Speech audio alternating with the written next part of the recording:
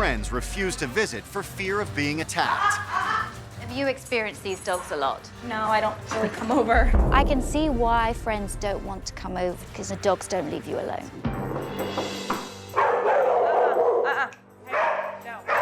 No. I wanted to see what it was like when guests came over, because Dawn has told me that actually she doesn't have a lot of people over because of the dogs. And as I suspected, it was madness. Hey, come on in. Come on, how are you? Come on. It sort of becomes inconvenient going over there, having to deal with dogs and the biting. Hi. Hello. I'd shake your hand, but I'm slobbery. No, yeah, that's fine. I understand how that feels. I can see why friends don't want to come over to Dawn's house, because you get jumped on, you get mouthed, and the dogs don't leave you alone. Do you think that the dogs are kind of damaging her social life, as it were? Yes, Donna's becoming the spinster. You're too young to be a spinster. She's become isolated and Yeah, weird. the dog lady. Dawn would love to come out and spend time with us, but she cares so much about these dogs that she's willing to be like, you know, I'll skip tonight. And then you just realize one day, 2 years later, that every night it's, oh, I'm just gonna go home and stay with my dogs. Dawn's friends referred to her as the spinster with dogs. Really, at the age of 31, she's a spinster? Well, if she carries on like this, yeah, she's gonna end up like one. I hope Victoria can give Dawn the ingredients for like proper training, because it would be cool if the boys were like halfway well behaved and it would all, you know, work out, and she could also lead somewhat of a life again. Aww. Taking advantage of the summer weather, Victoria brings Dawn to a park nearby to talk about what she's seen.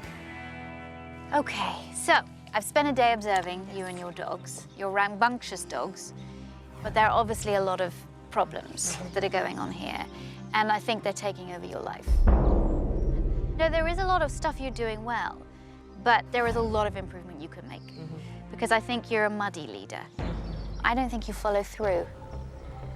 The wait at the door, for example, you know, you get them to stay, but then the people come through the door, and then it's just mayhem.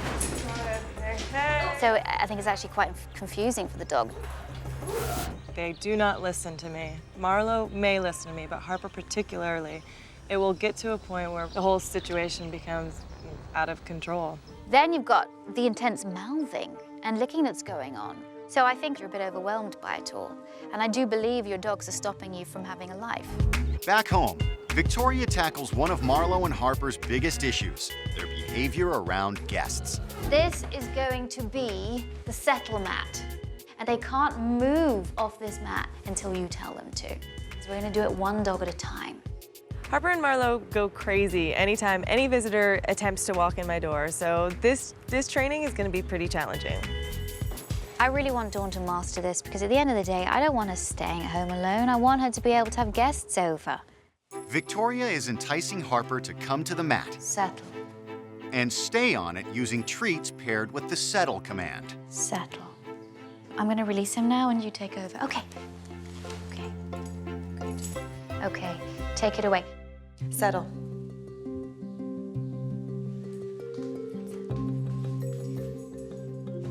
Settle.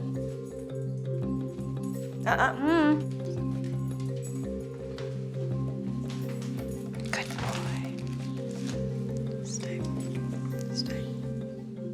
With Harper finally settled on the mat, Dawn slowly adds distance and then opens the front door. Harper is much more impulsive, but even he got it quickly. Good boy. Dawn's done some great work with her dogs already, so that really helped with this training. Settle. Up next is Marlo, Good boy. who coasts through the training. Okay, they're both pretty good. Should we try put them together? Yep. Settle. In no time, we could put two dogs together and get them to settle and stay on the mat. In fact, both of them were extremely good at it. Encouraged by both dogs' progress, Victoria wants to see if Dawn can keep them settled when she enters from outside. Settle. Boys, Settle.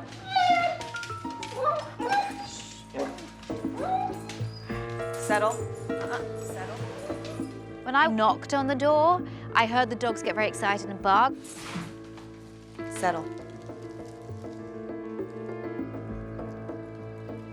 Settle. Stay.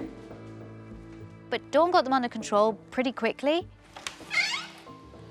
Stay. Hi. Stay.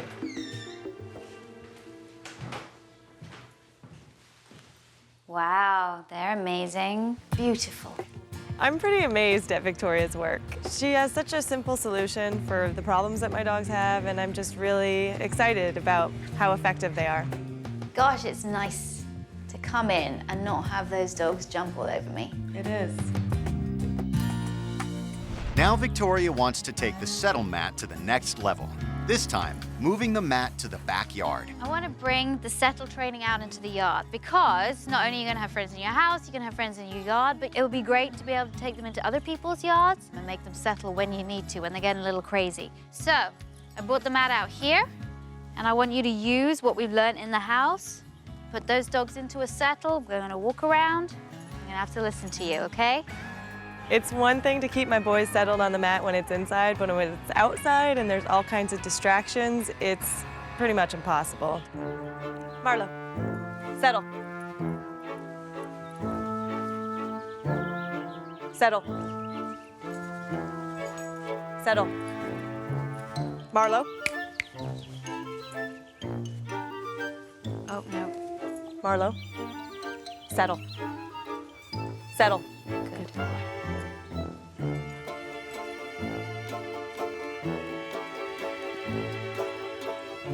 Okay. Good. Now you can put stay, you can move around. Stay. I'm gonna walk around. And this is where I made it harder for the dogs to stay on their mat. It's called proofing a behavior. Settle. Proofing a behavior is when you proof that that behavior is working. It's where you make it harder for the dog. You add more distractions and make it harder for the dog to settle, to stay on the mat. Again. Once Harper and Marlo are consistently staying on the mat, Victoria ups the stakes again. Hey, hi! When Victoria came around the corner like she was arriving for the first time, my boys naturally went crazy. All right, that's what you're gonna have to deal with, okay? Marlo, Harper, honestly, I don't know that the mat's ever gonna work, and I may just have to give up on having friends over. See how much harder it is when we're outside? So you're a little wishy-washy with your hands. It's like, boom, there you go. That's where you gotta be. Yeah.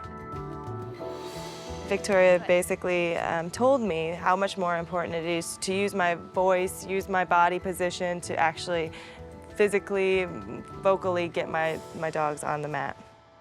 Stay. Hi. Stay. Hey. How are you? Good, how you doing? Hey, beautiful dogs. You're awesome. Stay. Look at you. Good. Good. Much better. It took a few tries, but I finally got them to stay. Just remember, you get that focus. Everything we've been working on, strong, that's what you gotta be. Dawn's got a hard job because she's gotta fight through the connection that these dogs have with each other. She has to be strong vocally, and that's the way the dogs are really gonna listen to her. Now, Victoria turns her attention back to how Harper and Marlo greet guests at home. When I first met Dawn and the dogs, I was jumped on, slobbered on, and mouthed. And that's a behavior that's really got to stop for both of her dogs. So that's why I wanted to introduce the removal technique. The removal technique basically removes the dog for doing something negative, in this case, licking, jumping, or mouthing. I'm ready for the onslaught. Okay, let him greet me. Remove. As soon as he jumped up, Dawn gave a vocal correction and removed him from the room. Then she waited for a couple of seconds and brought him back into the room. Hi. That's it. She only really had to do this 4 times before he came to greet me, and he didn't jump up, and he didn't mouth, and he didn't lick. You're gonna find that to begin with, you are going to go in, out, in, out, in, out. And when you get to the point where both your dogs are calm, then you can slowly and calmly remove the leash. Then, hi, sweetheart. Then they can greet. You don't lick, no. Thank you. That's a better greeting. Okay.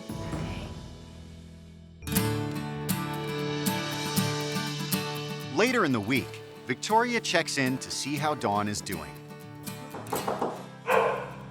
Dawn has invited some friends over to test Harper and Marlowe's progress on the settle mat. Hi! Hold on a second. I'm gonna take a minute. Come here. Victoria said she had wanted to see that I had been working with some friends, and I not only asked one, not two, but 3 of my friends to come over. While I like the fact that you've got friends around, I think 3 are a little bit too many. You can't rush the training because you might undo everything that you've been working towards. Hey, come here. Settle. Settle. Good boys. Stay. Settle. Down. Stay. Good boys. Great job. I like that. Just come in really calm. Chat. Hold on 1 second. Come on. Settle. Boys. Settle. Good boy. Down. Boys. Stay. It took a while. I'd say about 20 or 30 minutes. Took about 6 times for them to try to come in. Stay. Settle. Stay. Settle. Down. Stay. But I finally got my friends in. It was nice. You guys want to have a seat? Stay. Stay. I definitely think Dawn is super committed to this process and to getting those dogs socialized. And I think not only so that she can have a social life, but also so that people don't feel threatened. Okay. Go say hello. Say hello. No licking. No licking. Why aren't you removing the dogs when they're licking your friends? You have to act quickly in order to nip the behavior in the bud. Oh, yeah. Oh, yeah. Down. Stay. Focus. Stay. Stay. When I entered the home, Dawn had both dogs settled on the mat, and they did not move. I could sit down on the sofa, and the dogs weren't just sitting there waiting to be released. They actually relaxed themselves, and it was an absolutely perfect result.